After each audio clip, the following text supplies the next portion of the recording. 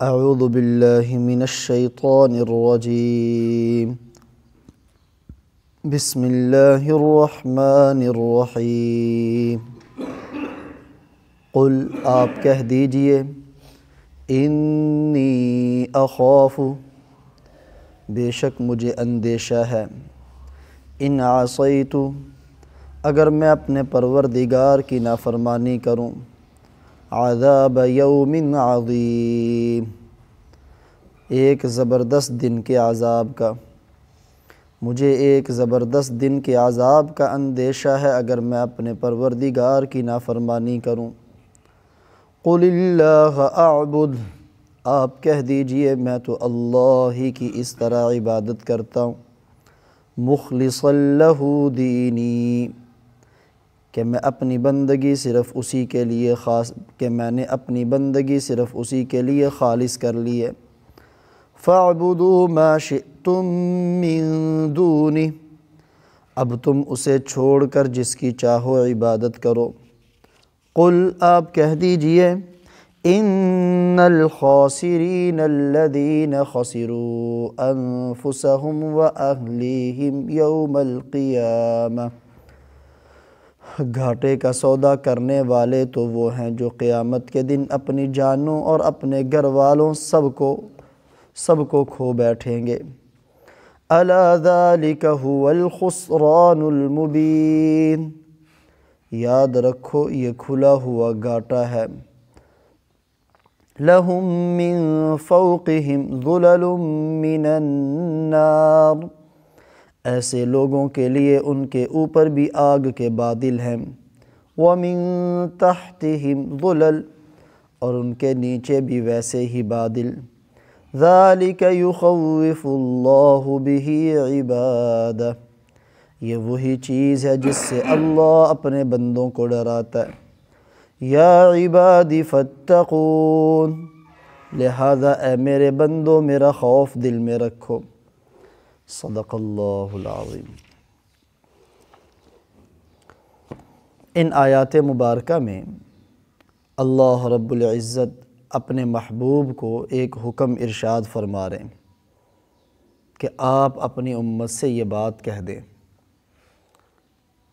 باتیں ساری اللہ کی ہیں اور اللہ تعالیٰ ہی اپنے بندوں سے کرتے ہیں لیکن جب قرآن پاک میں یہ انداز اختیار کیا جائے کہ اللہ اپنے محبوب صلی اللہ علیہ وآلہ وسلم کو مخاطب کر کے فرمائے کہ آپ امت سے کہیں تو اس میں حکمتیں تو بڑی ہیں لیکن ایک حکمت یہ ہے کہ یہ اللہ تعالیٰ کی محبت کا اظہار ہے اپنے محبوب کے ساتھ کہ اللہ ڈائریکٹ بات نہیں کر رہے بلکہ اپنے پیارے حبیب کو درمیان میں لے کے آ رہے اور دوسرا اس کے اندر وہ حکم انتہائی اہم ہوتا ہے جس کو اللہ تعالیٰ اپنے حبیب سے قل کہہ کے اپنے بندوں تک پہنچاتے ہیں تو یہ انتہائی اہم حکم ہے کہ اللہ تعالیٰ فرماتے ہیں آپ ان سے کہیں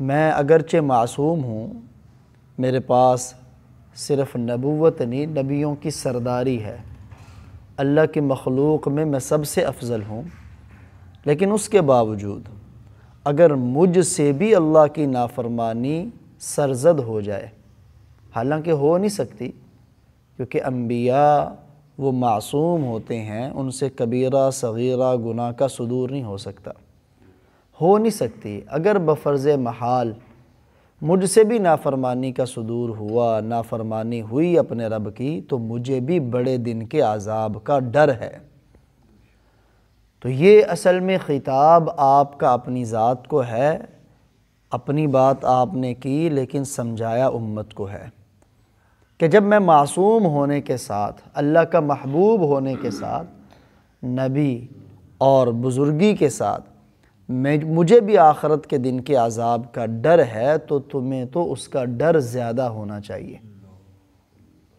دوسری بات اس آیت مبارکہ میں کہ یہاں یہ فرمایا کہ مجھے آخرت بڑے دن کے عذاب کا اندیشہ ہے ڈر ہے معلوم ہوا معصیت اور گناہ اس کو آخرت کے دن کے عذاب کا ڈر یہ لازم ہے۔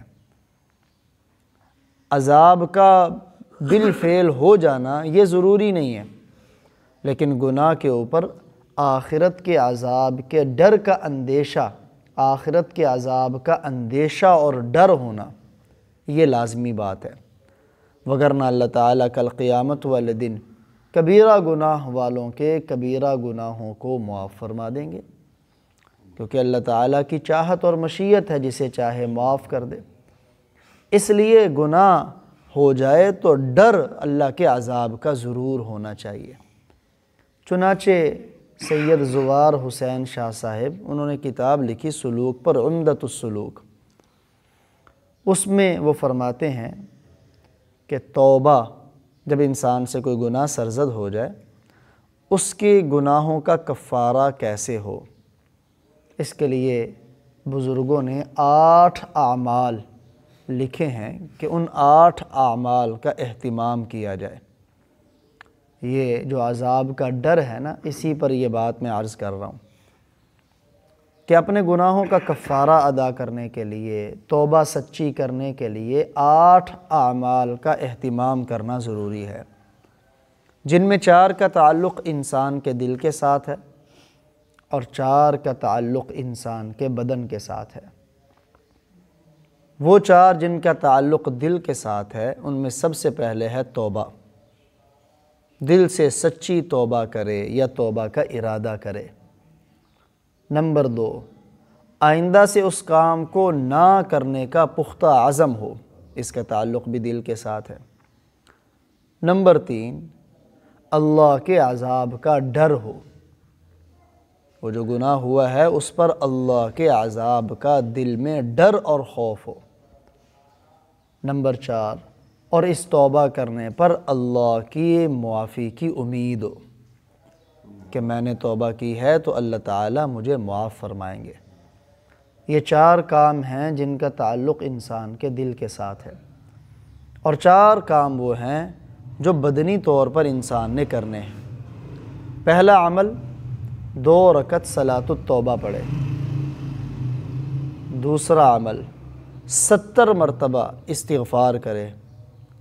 استغفر اللہ صرف زبان کی نوک پر نہ ہو، بلکہ اس کے معنی پہ غور کرتے ہوئے اللہ تعالیٰ سے معافی مانگے۔ تیسرا عمل سبحان اللہ العظیم و بحمدہ، اس کو 100 مرتبہ پڑھے، سبحان اللہ العظیم و بحمدہ۔ اور چوتھا عمل اللہ کی راہ میں صدقہ کرے یا روزہ رکھے۔ تو یہ 4 عمل بدن کے ساتھ بھی کرے گناہ ہو جانے کے بعد۔ بڑی اہم بات ہے، اللہ ہمیں عمل کی توفیق عطا فرمائے۔ تو 8 اعمال انسان جب کرتا ہے تو یہ اس کے گناہوں کا کفارہ ہو جاتا ہے۔ اللہ والے یوں ہی فرماتے ہیں۔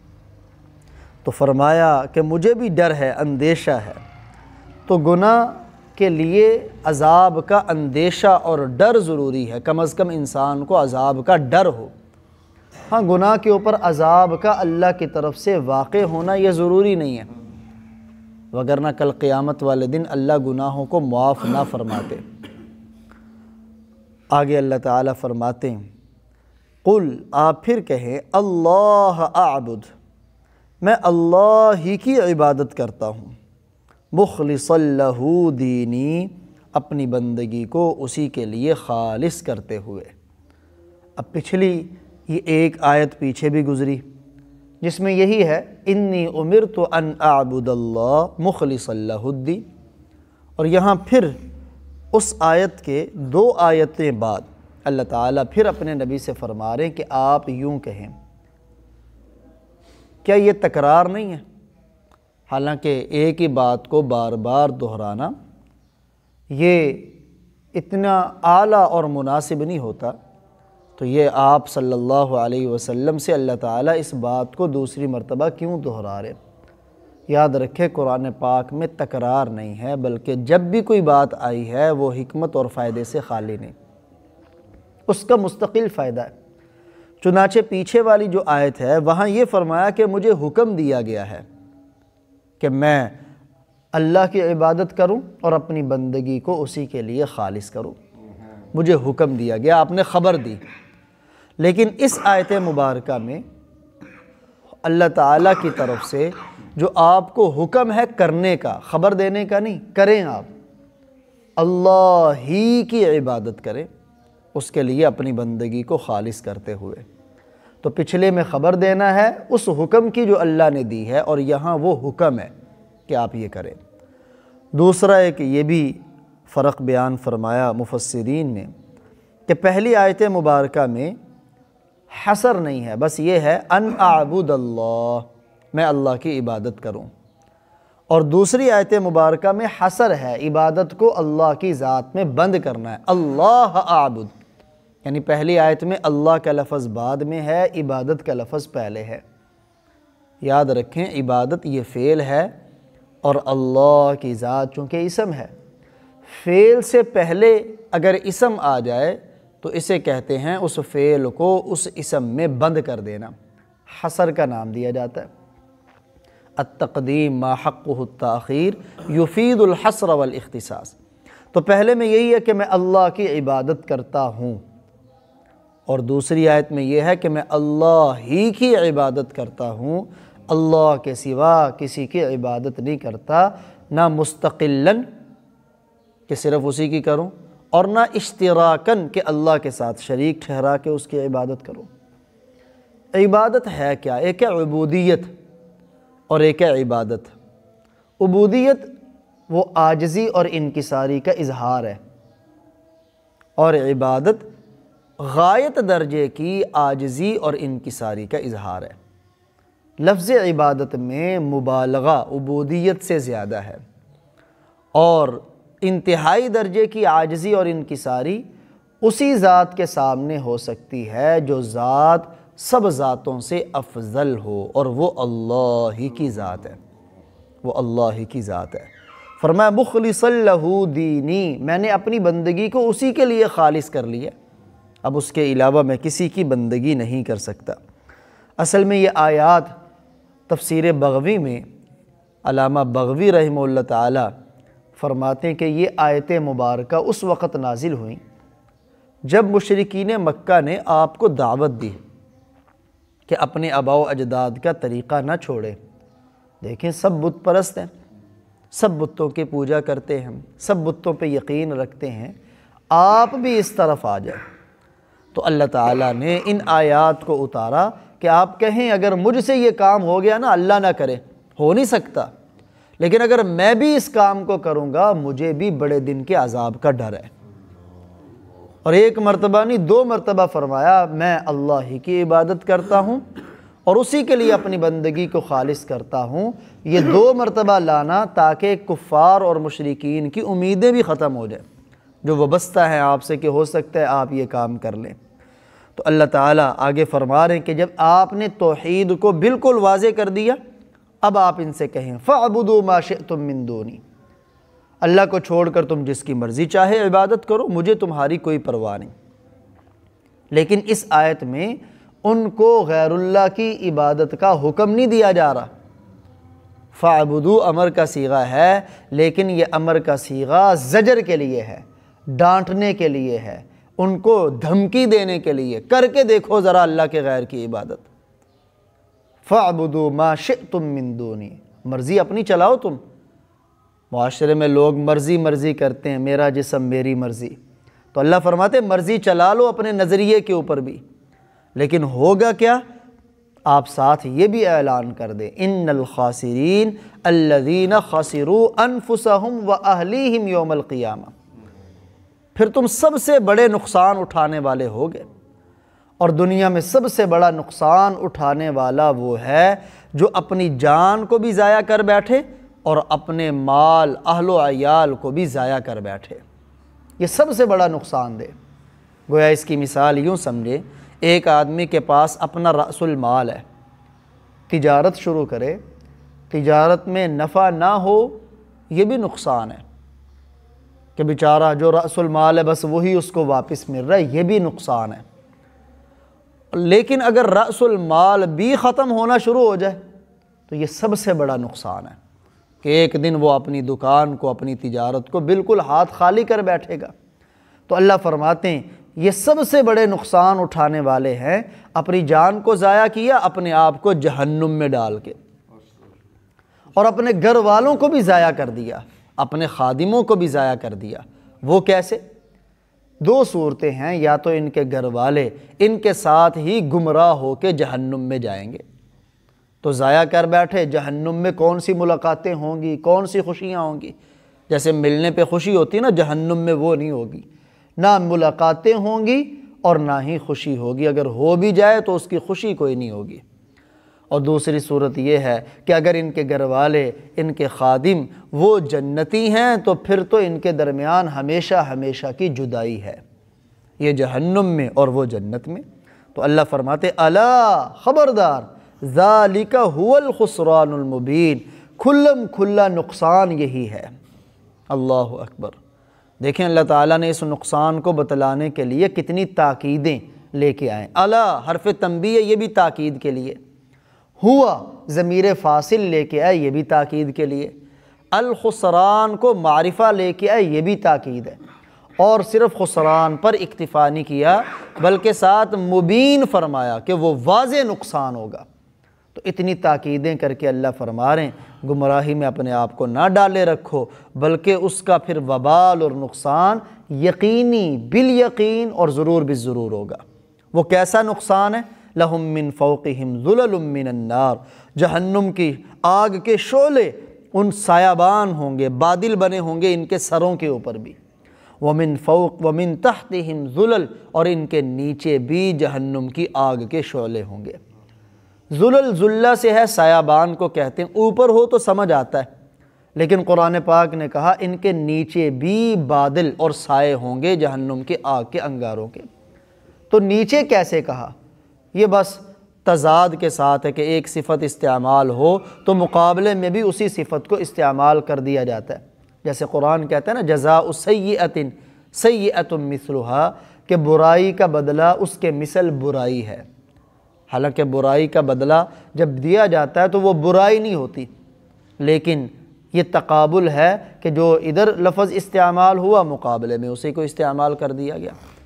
اور دوسری بات یہ ہے کہ چونکہ جیسے جنت کے درجات اور طبقات ہیں، ایسے جہنم کے بھی درجات اور طبقات ہیں، تو ان کے نیچے جو جہنم کی آگ کے انگارے اور شعلے ہوں گے نا، وہ نیچے والے طبقے والوں کے لیے بادل کے مانند ہوں گے۔ الغرض بتلانا یہ مقصود ہے کہ جہنم کی آگ ان کو چاروں طرف سے گھیرے ہوئے ہوگی۔ اسی لیے تو اللہ فرماتے یا معشر الجن والانس، اے انسانوں جنات کی جماعت، ان استطعتم ان تنفذوا من اقطار السماوات والارض فانفذوا لا تنفذون الا بسلطان، بھاگ سکتے ہو نا تو بھاگ لو، لیکن اب بھاگ کے جاؤ گے کہاں؟ جا سکتے ہی نہیں۔ تو آگے اللہ فرماتے ہیں ان چیزوں کے ذریعے اللہ اپنے بندوں کو ڈرا رہا ہے۔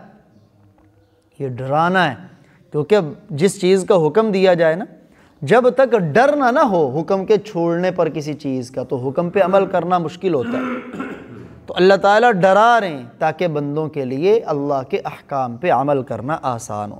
اور آگے اللہ فرماتے ہیں یا عبادی فتقون، اے میرے بندو مجھ ہی سے ڈرو۔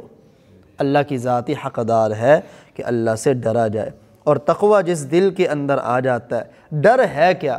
ڈر اس کیفیت کا نام ہے اللہ کے عذاب کے ڈر کو سوچنا تاکہ گناہوں سے بچا جائے، اور امید کیا ہے؟ اللہ کی رحمت کو یاد کرنا تاکہ نیک اعمال کرنا آسان ہو جائے۔ ایمان انہی دو کیفیتوں کے درمیانی کیفیت کا نام ایمان ہے۔ اللہ ہمیں